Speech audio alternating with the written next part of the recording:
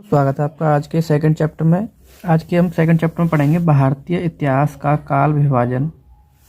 भारतीय इतिहास का काल विभाजन 3 पार्ट्स में हुआ है। पहला प्रागैतिहासिक काल, आदि ऐतिहासिक काल, ऐतिहासिक काल। प्रागैतिहासिक काल को हम लिखित साक्ष्य उपलब्ध है, मानव जीवन पूर्णतः सभी नहीं है। आदि ऐतिहासिक काल में पुरातात्विक साक्ष्य उपलब्ध है, लिखित साक्ष्यों को अभी तक पढ़ा नहीं जा सका। कांस्य युग भी कहा जाता है आदि ऐतिहासिक काल को। ऐतिहासिक काल लिखित साक्ष्यों को पढ़ने में सफलता प्राप्त, लगभग 600 ईसा पूर्व के बाद का काल। पाषाण काल, पाषाण काल को भी 3 पार्ट्स में बांटा गया है।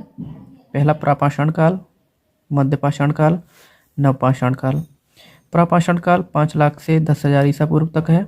मध्य पाषाण काल 10,000 ईसा पूर्व से 6,000 ईसा पूर्व तक है। नवपाषाण काल 6,000 ईसा पूर्व से 1,000 ईसा पूर्व तक है।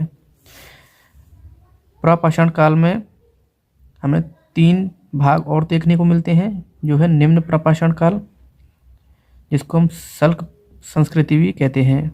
दूसरा है मध्य प्रापाषाण काल, जिसको हम फलक संस्कृति भी कहते हैं। तीसरा है उच्च प्रापाषाण काल, जिसे हम सल्क, फलक और संस्कृति कहते हैं। यानी उच्च प्रापाषाण काल में दोनों को मिलाकर सल्क और फलक मिला दिया गया है। निम्न प्रापाषाण काल में सोहन घाटी और बेलन घाटी का इसमें चर्चा है। और मध्य पाषाण काल में सोहन घाटी, बेल घाटी, नर्मदा घाटी और तुंगभद्रा घाटी का इसमें विवरण है। उच्च प्रापाषाण काल में बेलन घाटी मध्य भारत और छोटा नागपुर घाटी कर्नाटक, आंध्र प्रदेश का विवरण है। थोड़ा ऊपर कर लेते हैं इसको।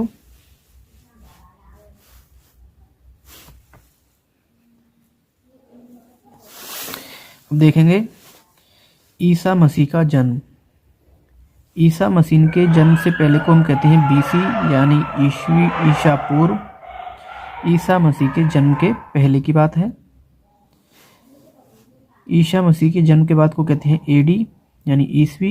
ईसा मसीह के जन्म के बाद प्रापाषाण काल की अवस्थाएं। पूर्व प्रापाषाण काल 5 लाख ईसा पूर्व से लेकर 50,000 ईसा पूर्व तक। मध्य प्रापाषाण काल 50,000 ईसा पूर्व से 40,000 ईसा पूर्व तक। उत्तर प्रापाषाण काल 40,000 ईसा पूर्व से 10,000 ईसा पूर्व तक। अब हम देखेंगे पूर्व प्रापाषाण काल में हमें कुल्हाड़ी या हस्त कुठार, हैंड एक्स, विदारणी, क्लीवर और खड़क चॉपर का प्रयोग किया जाता था। मध्य प्रापाषाण काल में फलक, बेदनी, छेदनी और खुरचनी का प्रयोग किया जाता था। उत्तर प्रापाषाण काल में सल्कों, फलकों, तक्षणियों और खुरचनी का अत्यधिक प्रयोग किया जाता था। अब देखेंगे पूर्व प्रापाषाण काल की कालीन स्थल। इधर स्थल है, ये क्षेत्र है, ये स्थल और ये भी क्षेत्र। तो सोहन या सोहन नदी घाटी कहाँ पे पड़ती है? पंजाब पाकिस्तान में। बेलन घाटी मिर्ज़ापुर उत्तर प्रदेश में। डिडवाना कहाँ पर है? राजस्थान में। भीमबेटकाएँ भोपाल मध्य प्रदेश में। सबसे ज़्यादा पूछा जाता है भीमबेटका का कहाँ पर है? भोपाल मध्य प्रदेश। नेवासा महाराष्ट्र में। हुंसगी कर्नाटक में। पहलगांव जम्मू कश्मीर में। पटने सर्वप्रथम शुतुरमुर्ग के साक्ष्य महाराष्ट्र, यानी पटने में हमें किसके साक्ष्य मिले थे? शुतुरमुर्ग के साक्ष्य में पटने में मिले थे। कहाँ पर है? महाराष्ट्र में। थोड़ा ऊपर कर लेते हैं। नोट: पूर्व प्रापाषाण काल की अवधि में जलवायु में नमी कम हो गई थी। मध्य प्रापाषाण काल, उत्तर प्रापाषाण काल। पूर्व प्रापाषाण काल हमने यहाँ पढ़ लिया था, अब मध्य प्रापाषाण काल पढ़ेंगे, फिर उत्तर प्रापाषाण काल। सरल बट्टिकाशाएँ उद्योग प्रचलित था। पत्थर के गोलों से वस्तुओं की आकृति यानी वस्तुओं का निर्माण किया जाता था। इससे पत्थरों से, इसलिए ही हम इसे बट्टिकाशय कहते हैं। शिल्प सामग्री नर्मदा और तुंगभद्रा नदी के किनारे उपस्थित थी। उत्तर प्रापाषाण काल आर्द्रता कम थी, जलवायु अपेक्षाकृत गर्म थी और चकमक उद्योग की स्थापना हुई थी। अब देखेंगे मध्य पाषाण काल 10,000 ईसा पूर्व से लेके 6,000 ईसा पूर्व तक था, जिसमें हम पढ़ेंगे आग का आविष्कार मध्य पाषाण काल में हुआ था और महत्वपूर्ण स्थल आदमगढ़ मध्य प्रदेश में है, बागौर राजस्थान में है। पुरापाषाण युग और नवपाषाण युग के मध्य का संक्रमण काल मुख्यतः आखेटक और पशुपालक थे। गर्म जलवायु के परिणामस्वरूप वनस्पति और जीवों में वृद्धि, अहिंसक पशुओं को पालतू बनाया, सबसे पहला पालतू कुत्ता बनाया। पत्थर के बहुत छोटे औजार यानी माइक्रोलिथिक्स का प्रयोग किया गया। सबसे पहले किस जीव को यानी पालतू बनाया था? तो कुत्ते को। और कब बनाया था? मध्य पाषाण काल में। नवपाषाण काल पढ़ेंगे। नवपाषाण काल 6,000 ईसा पूर्व से लेकर 4,000 ईसा पूर्व तक था।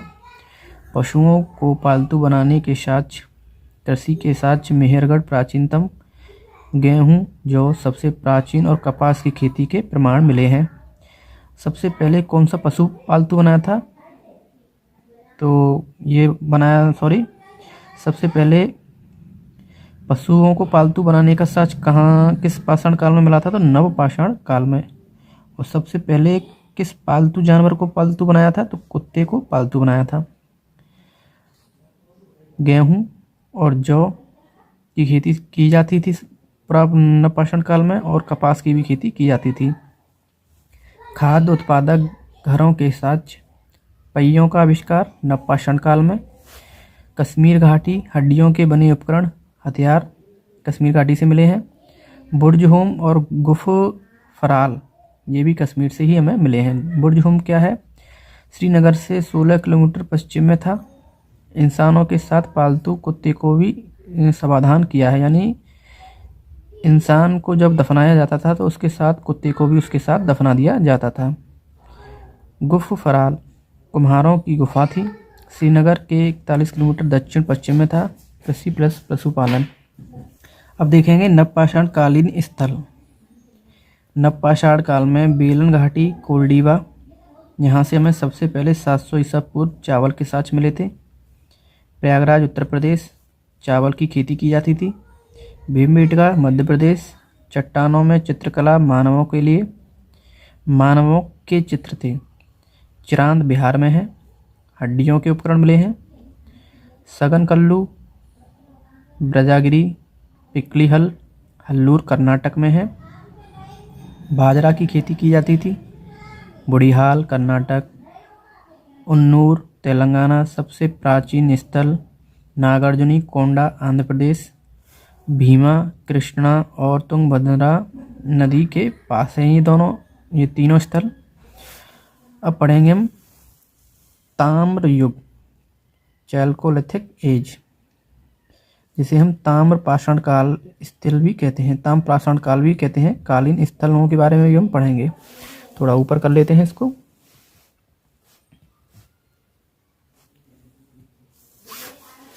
मानवों द्वारा पहली धातु की खोज तांबा थी। तांबा हमें कहाँ से मिला है? मध्य प्रदेश और राजस्थान से। मध्य प्रदेश के मल जखंड से मिला है और राजस्थान के खेतड़ी से मिला है। तांबा और पत्थरों के साथ साथ पत्थरों का भी प्रयोग किया जाता था। तांबा के साथ ग्रामीण समुदाय था। प्रमुख ताम्रपाषाणिक संस्कृतियाँ, इधर संस्कृतियाँ हैं, इधर क्षेत्र हैं। धातु कर्म ज्ञान, आहार संस्कृति राजस्थान का उदयपुर क्षेत्र में है। कयाथा संस्कृति चंबल नदी के क्षेत्र। रंगपुर संस्कृति गुजरात का तटीय क्षेत्र। सबसे बड़ी मालवा संस्कृति नर्मदा नदी के क्षेत्र। जारवे संस्कृति महाराष्ट्र और देमाबाद इनाम गांव। ताम्रपाषाणकालीन स्थल, पूर्वी भारत, चिरांद गंगा नदी, वर्धमान, मैदानपुर, पश्चिम बंगाल। मध्य भारत, मालवा, कायथा, एरण। महाराष्ट्र, जोखे, नेवाश और देमाबाई तथा चंदौली, सोनगांव, इनामगांव, प्रकाश और नासिक। दक्षिणी पूर्व राजस्थान, अब सबसे पहला और बिलून। तो दोस्तों ये था हमारा आज का चैप्टर 2।